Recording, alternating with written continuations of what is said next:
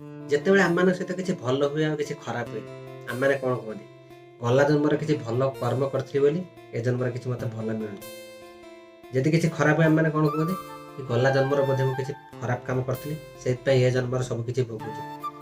ପ୍ରକୃତରେ ଏଇ ଯେଉଁ କଥାଟା, ଇଏ କେତେ ଦୂର ସତ? ପ୍ରକୃତରେ ଆ ପଛରେ ରିଜିନ୍ କ'ଣ ଚାଲନ୍ତୁ ଜାଣିବା। ଭିଡ଼ିଓକୁ ଶେଷ ଯାଏଁ ଦେଖନ୍ତୁ।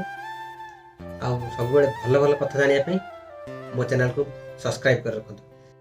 ତ୍ରେତୟା ଯୁଗରେ ପ୍ରଭୁ ଶ୍ରୀରାମ ଯେତେବେଳେ ବନବାସ ଯାଇଥିଲେ, ସେ ଗୋଟେ ତୀର ମାରିକି ବାଳିର ବଧ କରିଥିଲେ।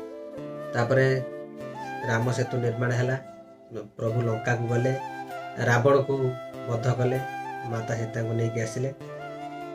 ତାପରେ ସେ ଅଯୋଧ୍ୟା ଫେରିଥିଲେ। ପରେ ପରେ ସେ ଜଳ ସମାଧି ନେଇଥିଲେ।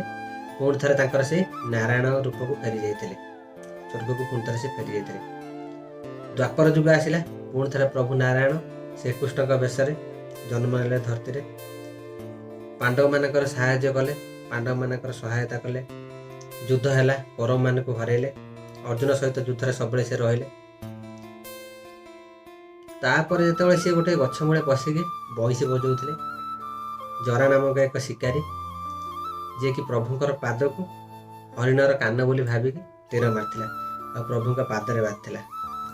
ଯେତେବେଳେ ବାଜିଥିଲା ଚିତ୍କାର କରିଥିଲେ। ସେତେବେଳେ ଶିକାରୀ ଦୌଡ଼ି ଆସିକି ମନ ଦୁଃଖ କରିଥିଲା ଆଉ କାନ୍ଦିଥିଲା କି ମୋ ଦ୍ୱାରା ଏତେ ବଡ଼ ଭୁଲ ହେଇଗଲା, ମୋ ଦ୍ୱାରା ଏତେ ବଡ଼ ପାପ ହେଇଗଲା କି ମୁଁ ପ୍ରଭୁଙ୍କୁ ତୀର ମାରିଦେଲି। ଶ୍ରୀକୃଷ୍ଣ କିନ୍ତୁ ବୁଝେଇଥିଲେ କି ତୋର କିଛି ପାପ ନାହିଁ। ତ ଗଲା ଜନ୍ମର ଯେଉଁ ମୋର କର୍ମ ଥିଲା, ମୋ ଦ୍ୱାରା ବହୁତ ବଡ଼ ପାପ ହେଇଥିଲା। ଇଏ ବା ମଣିଷ କେମିତି ବୁଝିବ ଗଲା ଜନ୍ମ କ'ଣ ଥିଲା ନାହିଁ?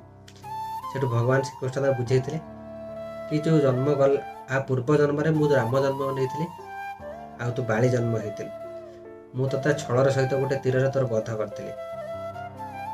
ଗତ ଜନ୍ମର ଯେଉଁ ମୋର ପାପ ଫଳ, ଗତ ଜନ୍ମର ଯେଉଁ ପାପକୁ ମୁଁ ଏପର୍ଯ୍ୟନ୍ତ ମୁଣ୍ଡେଇକି ବୁଲୁଥିଲି, ଆଜି ସେ ପାପରୁ ତୁ ମୋତେ ମୁକ୍ତି କଲୁ। ତୋର ଏଥିରେ କୌଣସି ପ୍ରକାର ପାପ ନାହିଁ, ତୋର ଏଥିରେ ପୁଣ୍ୟ, କାହିଁକିନା ତୋର ଗଲା ଜନ୍ମର କର୍ମ ତୁ ଏ ଜନ୍ମରେ ପୂରଣ କଲୁ।